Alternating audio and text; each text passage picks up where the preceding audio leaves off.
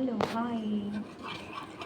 ఏదైనా పని ఉంటే ఎంతమందికి ఇంకా కొంచెం రెస్ట్ తీసుకోవాలి, కొంచెం అయ్యాక చేద్దాంలే అని అనిపిస్తుంది? నాకు కామెంట్ చేయండి. నాకైతే ఏదైనా పని ఉంటే ఆ పని అయిపోయేదాకా తొందరగా కంప్లీట్ చేయాలనిపిస్తుంది. అయితే ఇప్పుడు నేనేం చేస్తున్నానంటే పప్పు. ఇది ఏం పప్పు అంటారా? కందిపప్పు మాత్రం కాదండోయ్. ఏంటంటే మసూర్ దాల్ అంటారు, రెడ్ పప్పు. ఇదైతే ఐస్కి చాలా మంచిదంట. దట్టు చాలా తొందరగా ఉడికిపోతుంది. కుక్కర్ అయితే అవసరం లేదు. దీంట్లో కొంచెం పొట్టు పెసరపప్పు కూడా వేశాను.